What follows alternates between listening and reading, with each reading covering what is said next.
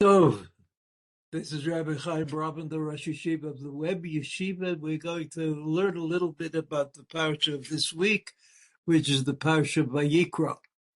And you know that between the end of the book of Shemot and the beginning of the book of Shemot of Vayikra, there's a space. There's a space in the Torah. If you don't get aliyot or you don't remember, take a look. You'll see at the end of the right at the beginning of Vayikra, there's a space between the end of Shemot and the beginning of Vayikra, indicating graphically that there's a difference between the two books. But it's not perfectly clear what the difference might be. The Ramban, who addresses this question, the question is, what's the difference between Breshit and Shemot? I mean, this is Torah and this is Torah. This is obligatory and this is obligatory. What's the difference? Why is there a space in between the end of Shemot and the beginning of Vayikra? So that according to the Ramban, the book of Shemot is the book of Geula, of redemption.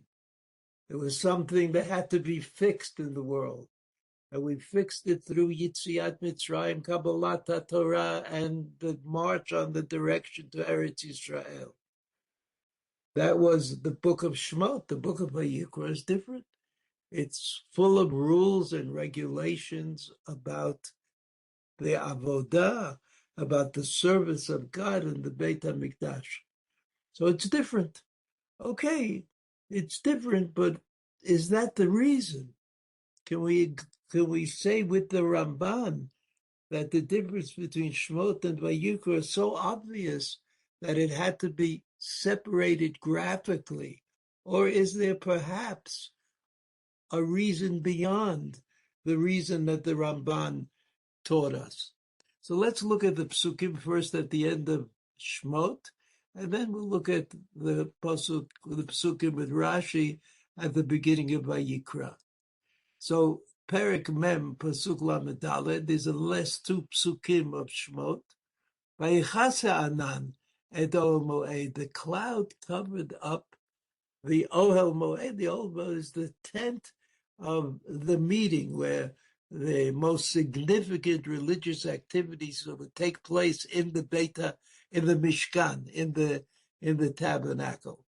So there's an Anan, there's a cloud that indicates something about the working of the Mishkan. The Mishkan is working. The Ohel Moed, there's a cloud. Ukvod Hashem malei et Mishkan. Kvod Hashem is either something different or it's an awareness. I like the idea that it's awareness, that people are looking at the Mishkan, they see the cloud, and they say, that's not just a cloud. That's Kvod Hashem. We see, we feel, we know that we're in the presence of God. And so the Pasuk says, Kvod Hashem malei et HaMishkan. Right? The presence of God is in that tabernacle. It's something that we understand very, very, very, very well. And then it says, V'lo yachol Moshe lavo el Ohel Moed. So Moshe Rabbeinu himself was denied access to this Ohel Moed when the cloud was on the presence of God, when the awareness of the presence of God was with us. Moshe Rabbeinu was unable to go into the Ohel Moed. Lo yachol Moshe lavo el Ohel Moed ki shachen alav ha'anan, because the anan that you could see was an indication of the presence of Hashem, shachen alav ha'anan, ukvod Hashem malei et HaMishkan. So these words are kind of synonymous, right? Anan and Kvod Hashem. Anan is something that's physical. That's something that you can relate to in a physical way. You look in the sky, you see a cloud. But Kvod Hashem is something that is remarkable. It's not something obvious. It's something that we understand because we have the capacity to understand the difference between Anan regular and Anan special. Kvod Hashem alei et hamishkan. Pasuk Lamidvav. Ubehealote Anan me'al hamishkan. When the Anan goes up and goes away from the Mishkan, Yis'u b'nei Yisrael b'chol maseihem. Then Bnei Yisrael are able to travel, to move on, to move to the next station. So this is a kind of telling us that the Anan had a particular function in Masaot, in the trips that Bnei Yisrael would take, and the ones that they have, that they are taking, that they're taking even immediately, that the Anan would lead them in their Masaot, in their travels. V'im lo ye'aleh Anan, but if the Anan stayed put on the Oel Moed, v'lo yis'u ad yom he'aloto, that as long as the Anan stayed put on top of the Mishkan, there was a sign that the time for traveling had not yet begun. Ki Anan Hashem al HaMishkan Yomam, the Anan was there every day. Ve'esh tiyeh laila, and there was a pillar of fire at night. Laila bo le'enei kol Beit Yisrael b'kol masa'ehem. So the cloud was the thing that determined the travels of Bnei Yisrael, and it led them during the day. And at night there was a pillar of fire that took over and led Bnei Yisrael. So the last words in the book of Shemot, the second half of the book of Shemot, is entirely about the Mishkan, about the center of religious activity that was going to be created by Am Yisrael after Matan Torah. The Torah was given to Bnei Yisrael through Moshe Rabbeinu, and Moshe Rabbeinu instructed Bnei Yisrael to build the Mishkan. And the instruction of Moshe Rabbeinu to Bnei Yisrael to build the Mishkan was Torah. He instructed them. He didn't say, "Come, let's do something. Who knows how to build a Mishkan? Who could do these things?" Even though he did hire people, Betzalel, Oliav, he hired people in order to do the jobs that could only be done by artisans. But the general direction for building the Mishkan was given by Moshe Rabbeinu to Bnei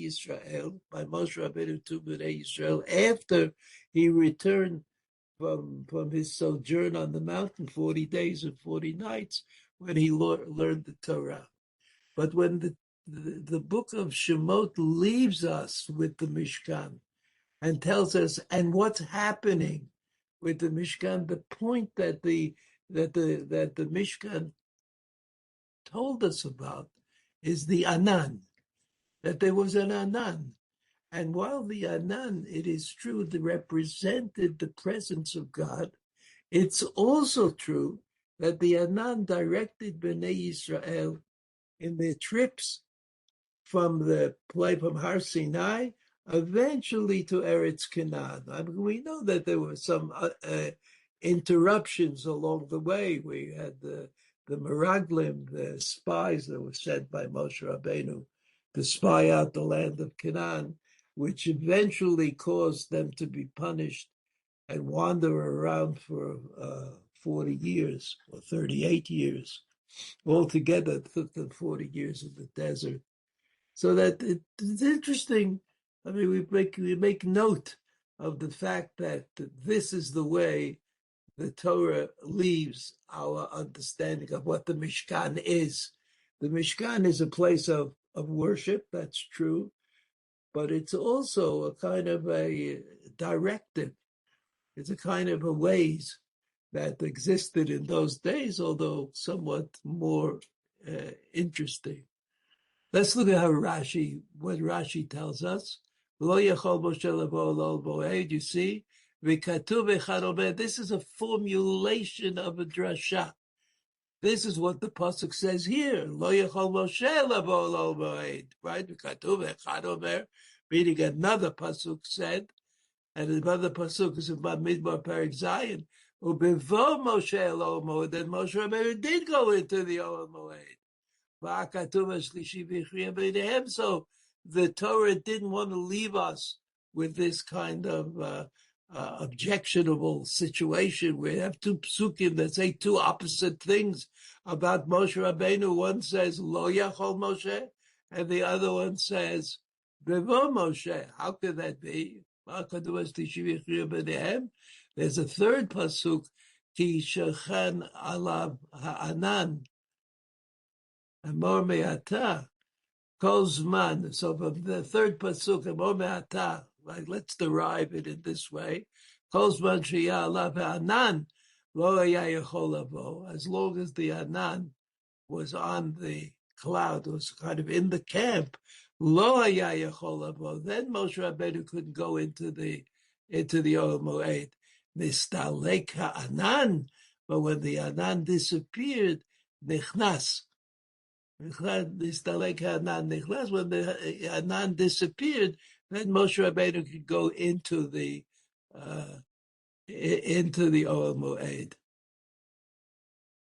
Umedaber imo, meaning then HaKadosh Baruch Hu would speak to Moshe Rabbeinu. Oh, okay. In other words, what Rashi has added on to us is that, interestingly enough, it's Moshe Rabbeinu who has a difficult relationship with the Ohel Moed.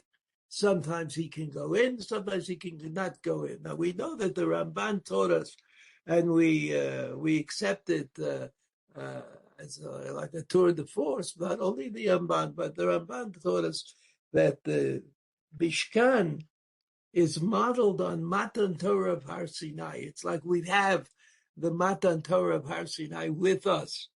And why was it that Moshe Rabbeinu was able to go up on Har Sinai for 40 days and 40 nights?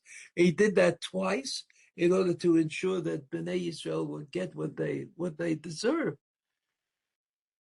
And here in the Mishkan, sometimes he can and sometimes he can't. Why is that? What happened?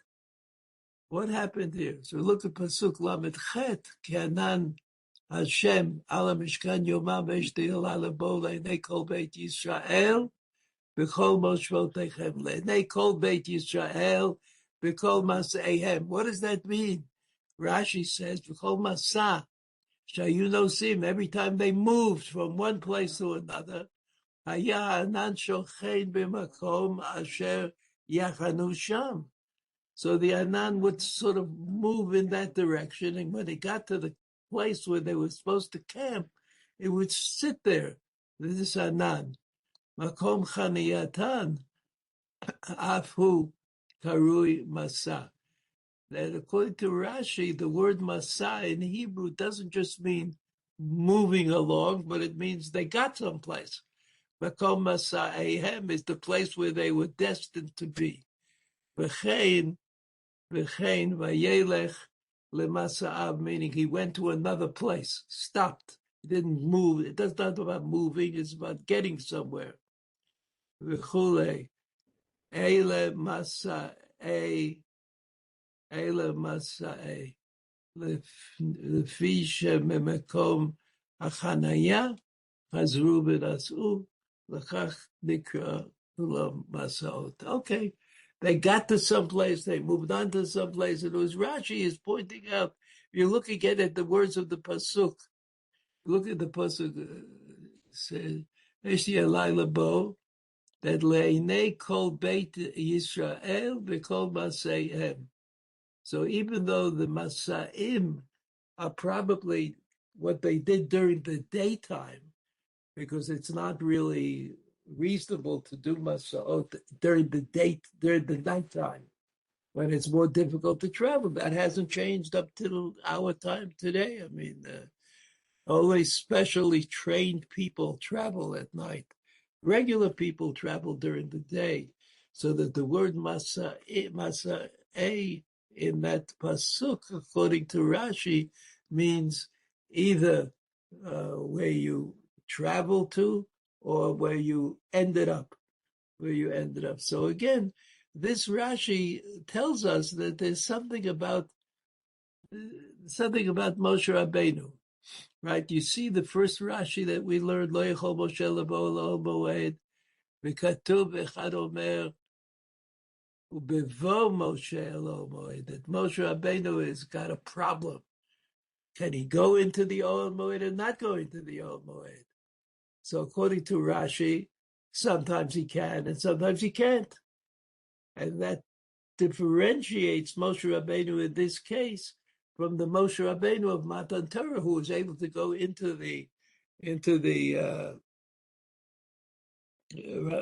onto Har Sinai and receive the entirety of the Torah and stay there for 40 days and 40 nights and study Torah and learn all these parashiyot from HaKadosh Baruch Hu.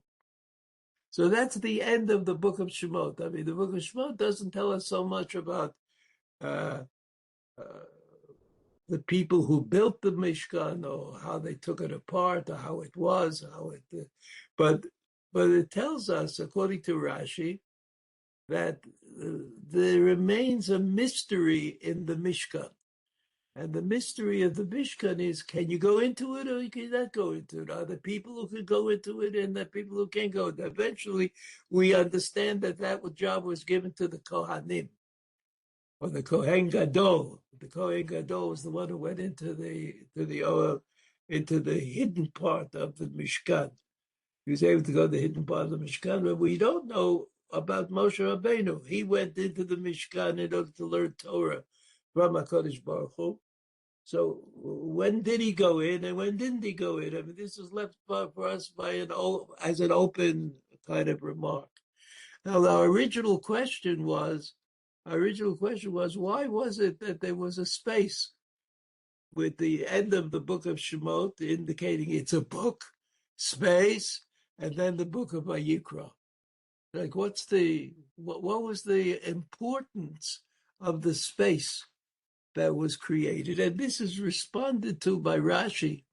This is responded to by Rashi in the beginning of Vayikra, which I think we should take a look at.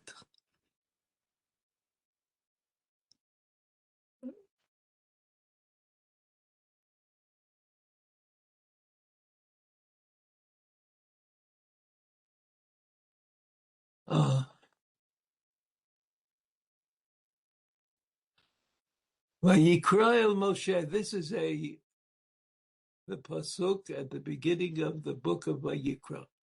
Vayikra el Moshe.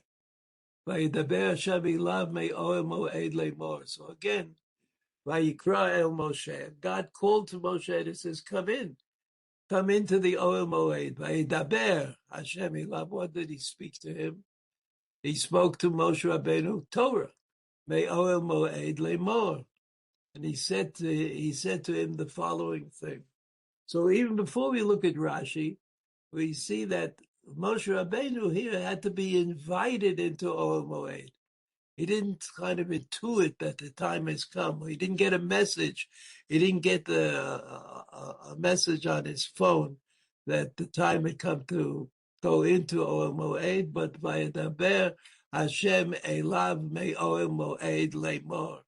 This is what lemor is, an introduction of a quote. And the quote is the quote of the Ohel Moed lemor. The quote is a quote of Torah. Pasuk Bet.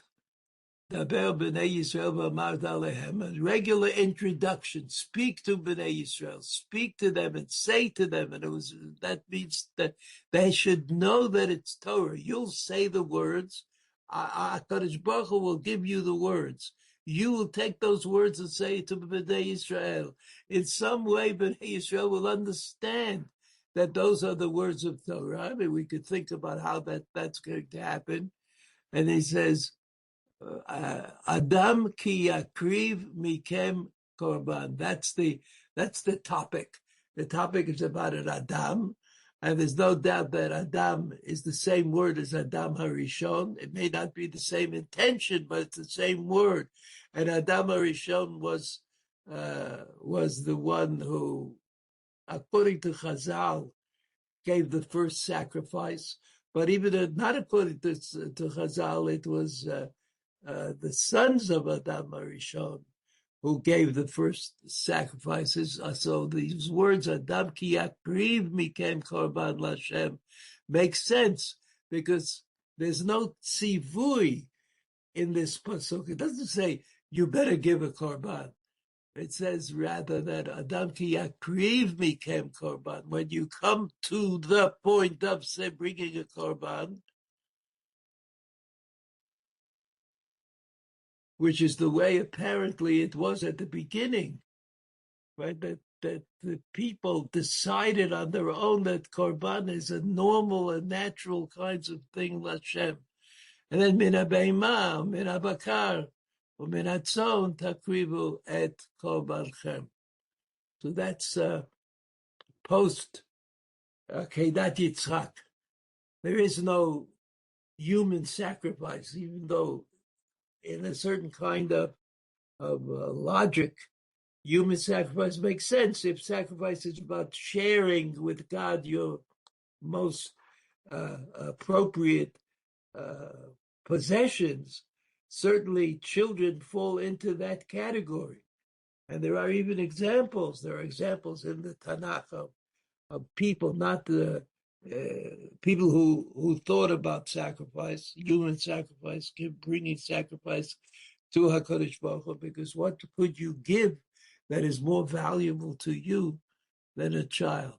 So again, the pasuk says, "Daber b'nei Yisrael v'amarta alehem." The first command after Matan Torah, after the building of the Mishkan, that b'nei Yisrael receive is about the execution of the desire that every person has to give everything that he has or to share everything he has with HaKadosh Baruch Hu.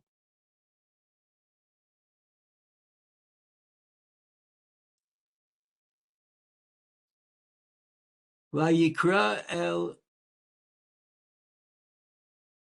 Moshe Rashi. Vayikra el Moshe lekol dibrot, everything that God said, lekol amirot, all of the words that God shares with Moshe Rabbeinu, lekol tzibuyim, all the commands. Kadma kriya. First there is a kriya, a calling. Moshe Rabbeinu is called to come and listen to what I have to say. Lishon Havara.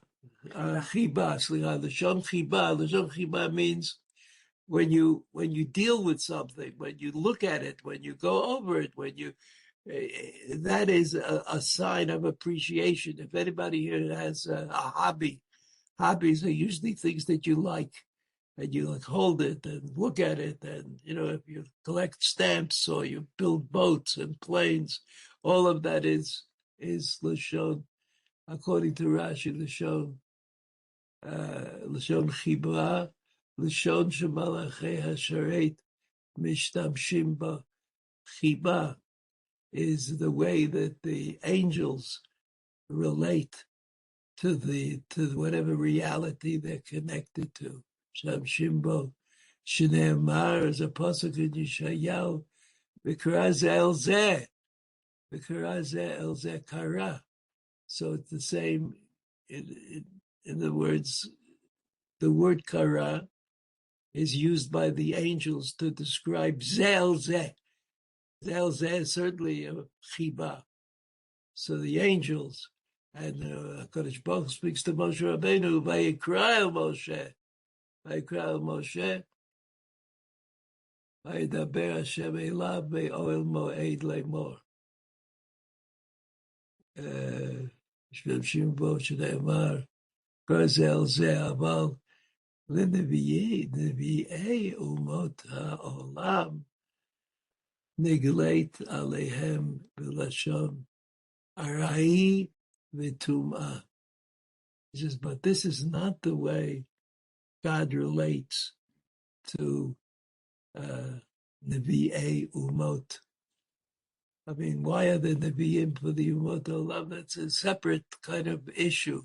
But Rashi here says, Aval Nevi'ei Umot HaOlam Nigla Alehem B'Lashon Arai, in a kind of less permanent, in a temporary kind of way, V'tum'ah, and in an unclean kind of way.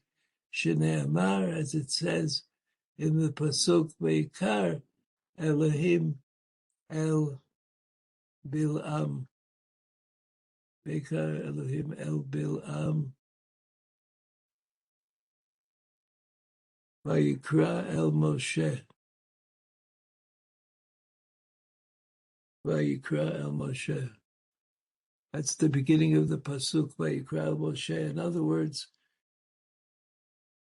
the Ramban is referring here to the fact that the word Vayikra, sometimes Vayikra means, we usually translate Vayikra means he called him.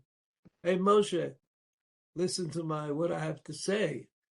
Vayikar is another word in like the same root, I guess, the same shoresh, Vayikar, which means to be aware, to be suddenly aware. So the Chazal distinguished between the way HaKadosh Baruch Hu speaks through real prophecy, Moshe Rabbeinu, and the way HaKadosh Baruch Hu speaks to Tumah, to unclean, to the unacceptable prophecy of Bil'am. So Rashi has explained to us that Vayikra El Moshe is, we could say, is the first prophecy after Matan Torah, after Moshe Rabbeinu came down, and the prophecy, the first prophecy that he had to do with building, with the Mishkan, with the Karbanot that were designated or destined to be given in that Mishkan, Davka, in that place that they built after Matan Torah, after the Matan Torah. So they went they built that. Vayikra El Moshe. Vayikra El Moshe, the second phrase, Vayikra El Moshe, Vayikra Moshe, Me'ol Moed Lemor. Okay, Vayikra El Moshe, again, Rashi's second interpretation. Hakol Holech Umagia La'aznav. Vayikra El Moshe, now it took time. The first time Vayikra El Moshe, he didn't hear it perfectly well. But the second time Vayikra El Moshe, Hakol Olech Umagia Le'oznav, and that he was hearing better. Kol Yisrael Lo Shom'in. But the point is that Bnei Israel didn't hear. Yachol Av Le'hapsakot Aita Kriya. Could it be that even when God stopped talking, that there was a voice? Talmud Lomar V'edaber L'dibur Haita Kriya. That the reason God called to him was dibur. If you look at the pasuk again, Vayikra El Moshe V'edaber. The pasuk didn't have to say that. Didn't have to say he called him and he spoke to him. He says, V'chol Yisrael Lo Shom'in. Back again, back a line. Kol Yisrael Lo Shom'in. Bnei Yisrael didn't hear. So what is that similar to, that Bnei Yisrael didn't hear? Matan Torah. This is Matan Torah. Moshe Rabbeinu is on the mountain on Har Sinai. He receives the information of Torah, and he receives the Torah. Bnei Yisrael step back. They don't go up on the mountain. They don't hear what Moshe Rabbeinu learned in the 40 days and 40 nights. But you see again an imitation of Har Sinai, according to Rashi, an imitation of Har Sinai. The Torah is given. The Torah is given to them in the manner that it will be given to them. We call Yisrael Lo Shom'in Yachol Av La'hapsakot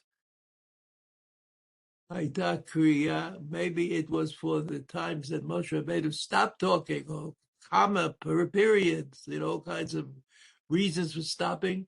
Akol holecho magia la'oznav.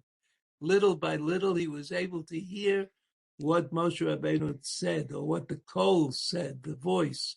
Aita kriya. Dibur aita kriya. Dibur, the words of speaking, were preceded by kriya. Velo lahapsakot. And it had nothing to do with hapsakot, that's stopping in between the psukim.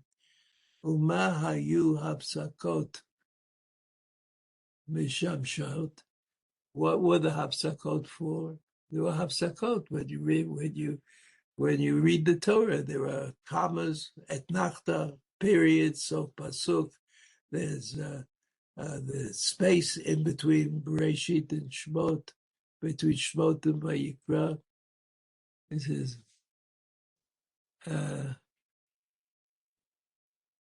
again, below Hapsakot. 1 second. Hey, 1 second. Below the hapsakot, spaces, the spaces in the Torah. Uma hayu hapsakot mishamshot. So why were there spaces in the Torah? What are you talking about? What are you talking about? Spaces in the Torah. Mishamshot. Litain revach leMoshe להתבונן בין פרשה בין פרשה ובין עניין הלומד מן ההדיוט הלומד מן ההדיוט. So why does it say ויקרא אל Moshe and then say אל Moshe וידבר השם אליו מאוהל מועד? What does this mean? ויקרא אל Moshe וידבר השם אליו. Just want to make sure we understand the remarkable thing that Rashi has pointed to here. Is ma aya psakot b'shamshot. What psakot? What's he talking about? What is he talking about? So if you had a chumash, I have a chumash, and I'm opening my chumash.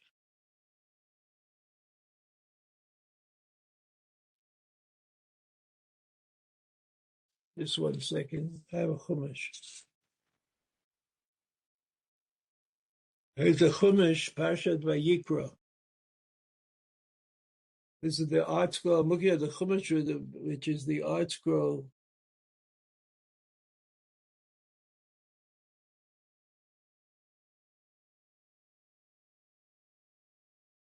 Rashi asked this question.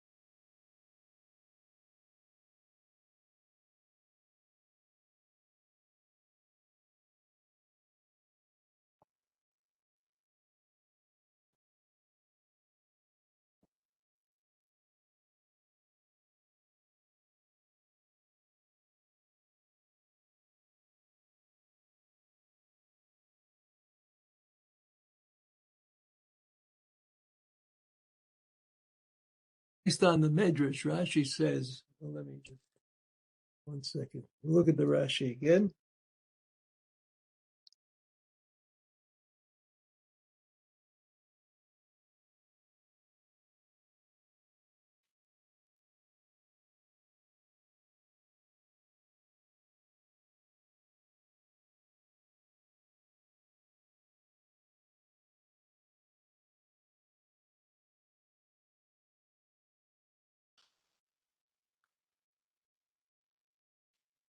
Rashi says, "L'dibur hayta kriya." In order for speech, Moshe Rabbeinu was called. Come and listen to what I have to say, is what Hashem said to Moshe Rabbeinu. V'lo lahapsakot, v'lo lahapsakot. But I'm not coming to tell you the spaces in between Shmot and Vayikra, for example, or the places where the psukim end and there's a space. V'lo lahapsakot, meaning I'm going to teach you the words, but I'm not going to teach you the spaces. That's what Hashem says to Moshe Rabbeinu. And so Rashi says, Oma hayu ha-psakot.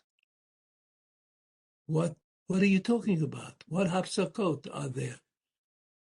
Misham Shota says, what's the point of having spaces? The spaces are where nothing is written. So when nothing is written, you don't learn anything.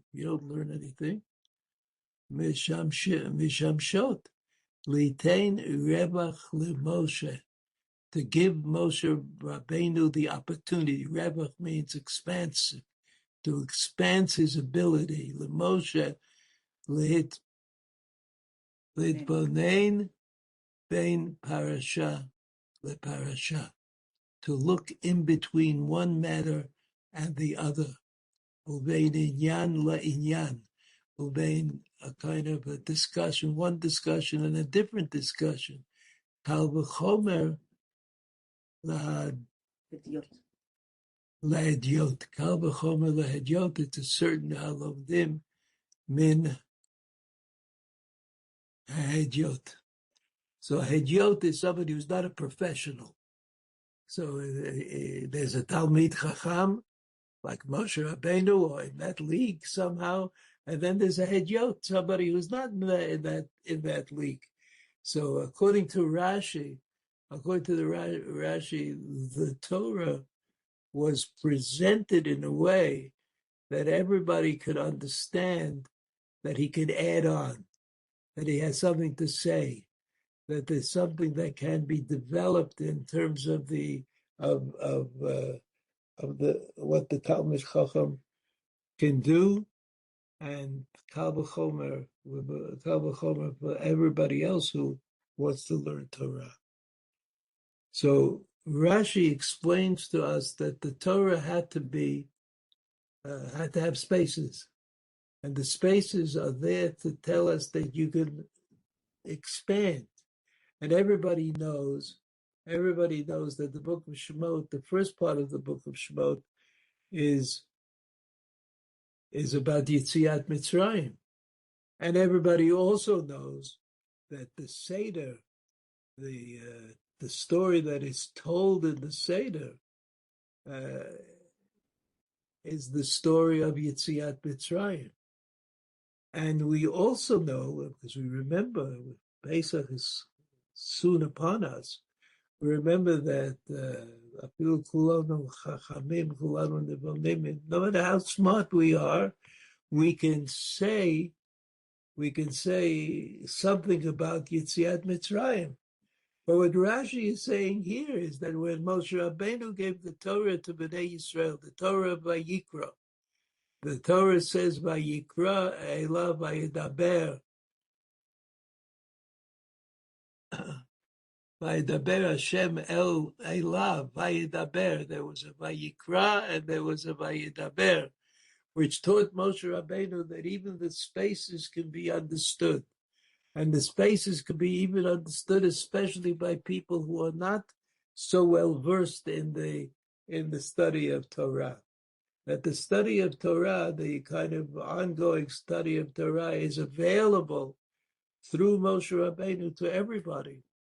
To everybody, even if your actual knowledge is limited, your ability to understand, to comprehend, to connect, to be part of the Torah is something that is available to everybody. So we saw that the book of Shemot is the book in which the Mishkan is built, the tabernacle. And we also saw that the tabernacle is defined by the anan, the cloud, which provides the tabernacle with its special spiritual function. And we also learned that Moshe Rabbeinu was invited, but not always to be part of. Who's the not always? Who's there when Moshe Rabbeinu is not there? So it may be that Rashi is telling us that everybody else is invited. Everybody, not that Moshe Rabbeinu doesn't stop you from becoming part of the Torah that is studied in the Mishkan, because everybody is available for the Torah in the Mishkan. And even though the Rashi said it in a bit of a complicated manner, I think it's clear that that's what Rashi meant. Have a good Shabbos. All the best. Chodesh Tov. Thank you, Rabbi. Thank you.